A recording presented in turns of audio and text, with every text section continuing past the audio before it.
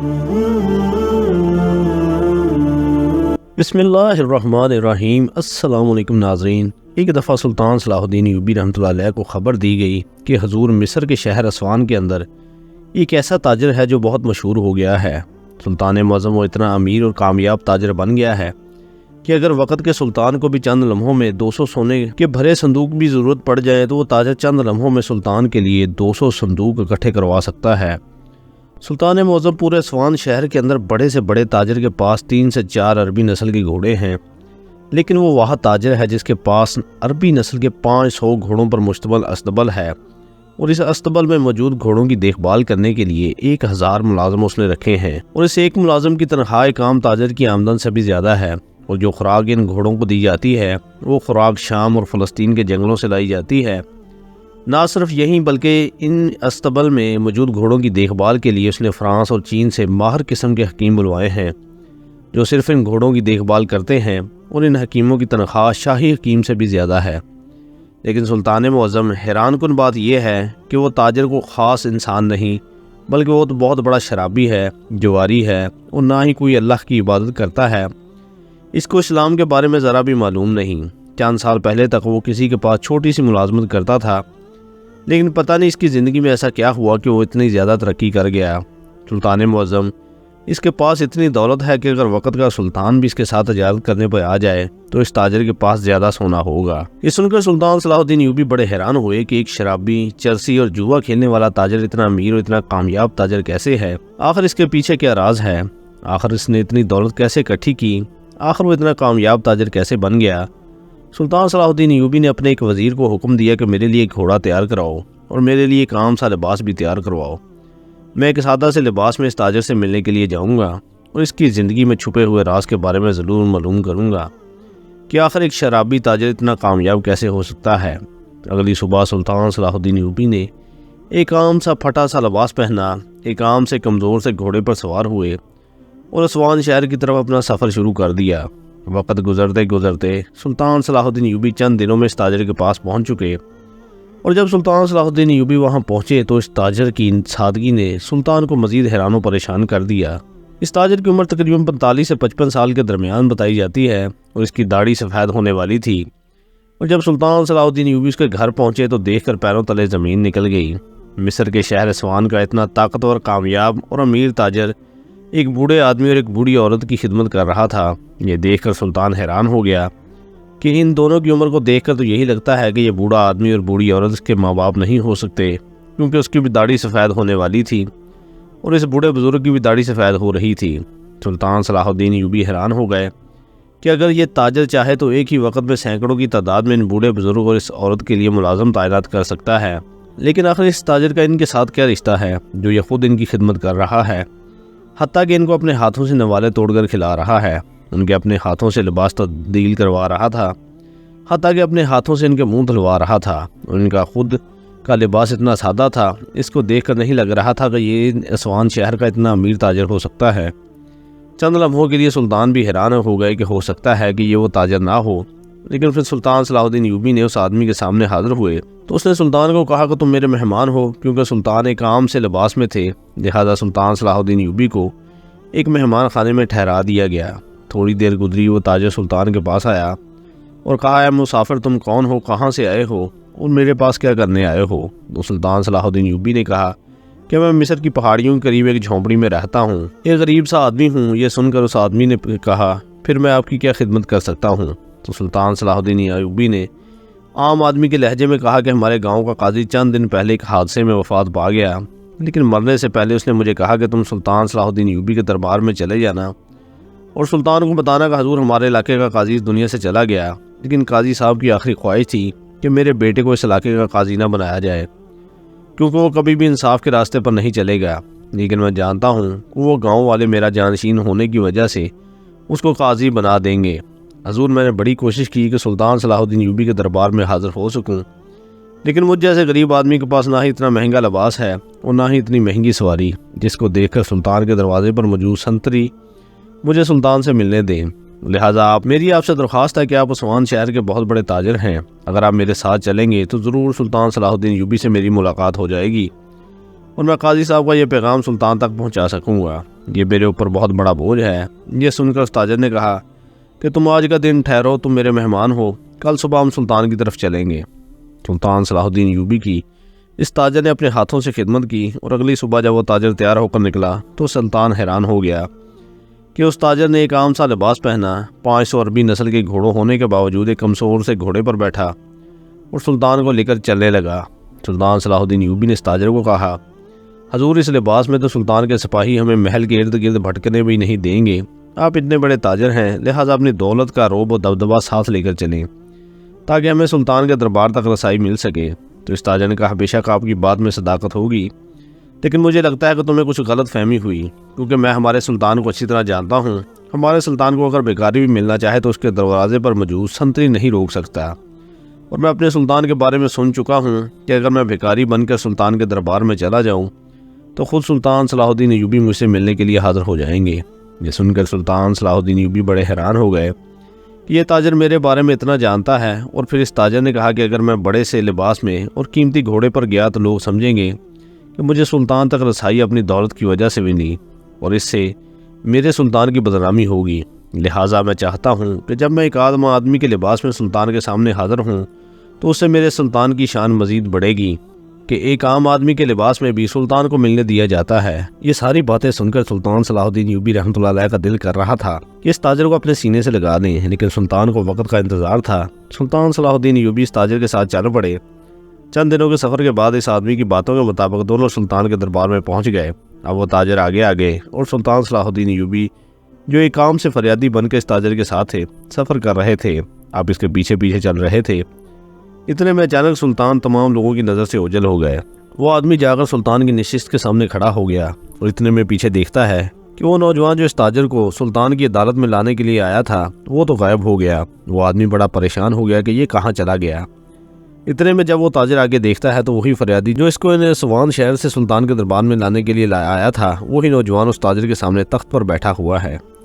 یہ دیکھ کر وہ تاجر تھوڑی دیر کے لیے تو حیران و پریشان ہو گیا کہ یہ سب کچھ کیا ہو رہا ہے، میں نیند میں یا خواب تو نہیں دیکھ رہا۔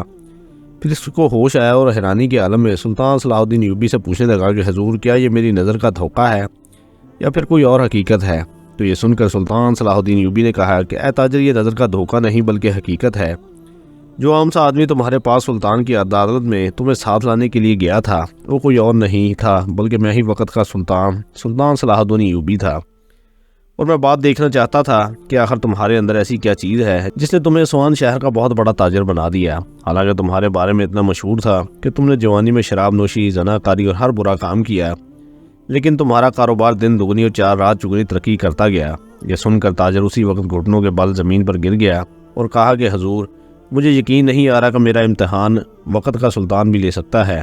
اتنے میں سلطان صلاح الدین ایوبی کے سپاہی نے اس تاجر کو ہاتھوں کا سہارا دیتے ہوئے اٹھایا اور سلطان صلاح الدین ایوبی کے ساتھ بنی ہوئی نشست پر جا کر بٹھا دیا۔ وہ تاجر تھوڑی گھبراہٹ محسوس کرنے لگا تو سلطان نے کہا کہ جس قدر تمہارے اندر اچھائی ہے، جس قدر تمہارے اندر رحم دلی ہے اور جس قدر تمہارے اندر سادگی ہے، یہ نشست بھی تمہارے لیے تمہاری شان سے کم نہیں، لہٰذا تم اس نشست پر بیٹھے ہوئے شرمندگی محسوس نہیں کرنی چاہیے۔ اس نوجوان نے کہا، سلطان معظم، یہ سب کرنے کے پیچھے کیا راز تھا؟ تو سلطان صلاح الدین ایوبی نے کہا، میں یہ راز جاننا چاہتا تھا کہ آخر تم اس اسوان شہر کے اتنے بڑے تاجر کیسے بن گئے۔ یہ سن کر اس نے کہا کہ سلطان معظم، اس کے پیچھے لمبی داستان ہے۔ سلطان نے کہا کہ بتاؤ تاکہ تمہاری اس داستان سے دربار میں موجود تمام لوگ کچھ سبق حاصل کر سکیں۔ اس نے کہا، سلطان معظم، جوانی کا دور تھا، میں اپنی بیوی سے بہت محبت کرتا تھا، لیکن اللہ نے مجھے کوئی اولاد عطا نہیں کی۔ میں چھوٹا موٹا تاجر تھا، ایک دفعہ میری 2 اونٹنیاں گم ہو گئیں۔ میں ان کو تلاش کرتے کرتے ایک جگہ پیروں کے نشان پر پہنچا تو ایک گھر سے رونے کی آوازیں آ رہی تھیں۔ میں نے پوچھا گاؤں والوں سے کہ یہ کیا ماجرا ہے، تو انہوں نے کہا کہ اس گاؤں میں ایک مرد اور ایک عورت رہتے ہیں۔ ان کی بہت بڑی خواہش تھی کہ پہلے انہیں اللہ بیٹا عطا کرے، لیکن اللہ کے حکم سے ان کو اللہ نے بیٹی سے نوازا، اور جب اس بات کی خبر ان دونوں کو لگی تو اس پیدا ہونے والی بچی کا باپ اور ماں دونوں سر پیٹ کر رونے لگے۔ جب یہ خبر میں نے سنی تو میں ان کے گھر چلا گیا۔ انہوں نے کہا کہ میں تمہیں 2 اونٹنیاں تلاش کر کے دے دوں گا، تو مجھے اپنی بیٹی دے دو۔ وہ بڑے خوش ہو گئے کہ ہم تو پہلے اس بچی سے جان چھڑانا چاہ رہے تھے اور اس کے بدلے میں 2 اونٹنیاں مل رہی ہیں، لہٰذا انہوں نے اس معصوم بچی کو میرے حوالے کر دیا۔ میں اپنی بیٹی کو گھر لے آیا، میری بیوی اس کی ماں بن کر پرورش کرنے لگی۔ وقت گزرتا رہا۔ 2 سال کے بعد میری بیوی کسی مہلک بیماری میں متاثر ہو کر وفات پا گئی۔ مجھے اس بات کا بہت غم پہنچا کہ پہلے مجھے اللہ نے اولاد نہیں دی اور اب کسی سے اولاد مانگ کر لایا ہوں تو اس کی پرورش کرنے والی ماں چھین لی۔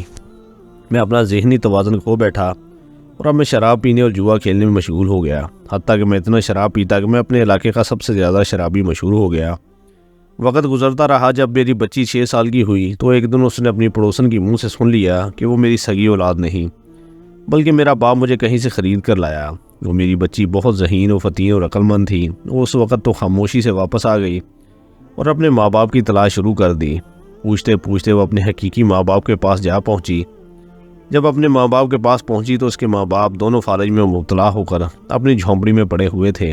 کبھی گاؤں والوں کو فرصت ہوتی تو ان کو وہ کھانے پینے کے لیے کچھ دے دیتے، ورنہ وہ دونوں ایسے ہی پڑے رہتے۔ شاید ان کو اپنے کیے کی سزا مل چکی تھی۔ وقت گزرتا رہا لیکن اس بات کی خبر میری بیٹی نے مجھے نہیں ہونے دی کہ اس کو اپنے حقیقی ماں باپ مل چکے ہیں، یا اس نے بھی ذکر نہیں کیا کہ آپ نے مجھے میرے ماں باپ سے کیوں خریدا تھا۔ وہ بہت ذہین اور عقل مند ہے۔ ایک دن اس نے کہا بابا میں مدرسے میں پڑھنا چاہتی ہوں۔ میں نے کہا ٹھیک ہے۔ اس کے لیے میں نے سواری کا بندوبست کیا اور وہ ساتھ والے گاؤں میں مدرسے پڑھنا جایا کرتی تھی۔ میں اپنی دنیا میں مشغول تھا، مجھے نہ ہی دن کا پتہ ہوتا اور نہ ہی رات کا۔ میرا کاروبار بکھرنے لگا تھا کیونکہ میں ہر وقت شراب اور جوئے میں گزار دیتا۔ جب میری بچی کو مدرسے میں جاتے ہوئے 1 سال گزرا تو میں حیران تھا کہ میں سارا دن شراب اور جوئے میں گزارتا ہوں، لیکن میرے کاروبار میں برکت آتی جا رہی ہے، میرا کاروبار دگنا ہوتا جا رہا ہے۔ حتیٰ کہ بڑے بڑے تاجر بھی حیران تھے کہ جو آدمی سارا دن شراب پی کر جوا کھیلنے میں گزار دیتا ہے، اس کا کاروبار دن دگنی رات چگنی ترقی کر رہا ہے۔ میں جب اس بات کا ذکر اپنی بیٹی سے کرتا تو وہ مسکرا کر خاموش ہو جاتی۔ ایک دن مجھے شک ہوا کہ میری بیٹی جب مدرسے جاتی ہے اور واپس آتی ہے تو اس کے کپڑے گندے ہوتے ہیں۔ میں اسے کہتا تو وہ کہتی بابا ہم مدرسے میں پڑھائی کے بعد کھیلتے ہیں جس سے میرے کپڑے خراب ہو جاتے ہیں، لیکن مجھے اس کی بات پر یقین نہ آتا۔ لیکن پھر میں اپنی دنیا میں مشغول ہوتا تھا۔ ایک طرف میرا کاروبار دن دگنی چگنی ترقی کر رہا تھا اور دوسری طرف میری بیٹی کے لہجے میں بہت مٹاس پیدا ہوتی جا رہی تھی۔ اس کے چہرے پر اتنا نور تھا کہ میں حیران ہو گیا۔ ایک دن میں نے اپنی بیٹی کا پیچھا کرنا شروع کر دیا کہ آخر یہ مدرسے جاتی ہے یا کسی اور جگہ۔ جب میں پیچھا کرتے کرتے گیا تو میری بیٹی کا گھوڑا ایک جھونپڑی کے آگے جا کر رکا۔ میں حیران تھا کہ یہ یہاں کیا کرنی آئی ہے۔ اس نے تو کہا تھا کہ میں مدرسے جاتی ہوں۔ میری بیٹی گھوڑے سے اتری، اس جھونپڑی کے اندر چلی گئی، اور جب میں اس کا پیچھا کرتے کرتے جھونپڑی کے اندر گیا تو میرے پاؤں تلے زمین نکل گئی، کیونکہ اسی جھونپڑی میں وہ اس کے اصلی ماں باپ اپنے بستروں پر پڑے ہوئے تھے۔ اور میری ننھی بچی جس کی عمر ابھی 12 سے 14 سال تھی اپنے سگے ماں باپ کی خدمت کر رہی تھی۔ اس نے جاتے ہی ان کا منہ ہاتھ دلایا، لباس تبدیل کرایا، ان کے لیے دودھ گرم کر کے ان کو پلایا، ان کی خدمت کرنے لگی۔ میں حیران ہو گیا۔ میں اتنے سالوں سے سمجھتا رہا کہ میری بیٹی مدرسے پڑھنے جاتی ہے اور یہ یہاں آتی ہے، اور مجھے اس بات کی خبر نہیں۔ میں اپنی بیٹی کو اپنے پاس بلایا اور کہا کہ یہ کون ہے اور تم ان کی خدمت کیوں کر رہی ہو؟ تم نے تو کہا تھا کہ میں مدرسے جاتی ہوں۔ تو اس نے کہا بابا تمہیں حقیقت پتہ چل چکا، اب تم سے چھپانے کا کوئی فائدہ نہیں۔ میری بیٹی نے مجھے شروع سے لے کے مکمل داستان سنائی کہ کس طرح پڑوسن سے اس نے سنا اور اس کے بعد میں نے اپنے ماں باپ کو کس طرح تلاش کیا، اور 1 سال تک میں مدرسے کے بہانے آتی اور آ کر ماں باپ کی خدمت کرتی۔ مجھے ڈر تھا کہ کہیں میں نے آپ کے سامنے ذکر کر دیا تو آپ مجھے باہر نکلنے سے روک نہ دیں۔ آج تک میں نے مدرسے کا منہ بھی نہیں دیکھا۔ میری زندگی، میری پڑھائی، میرا دنیا، میرا علم، سب کچھ میرے ماں باپ کی خدمت ہے۔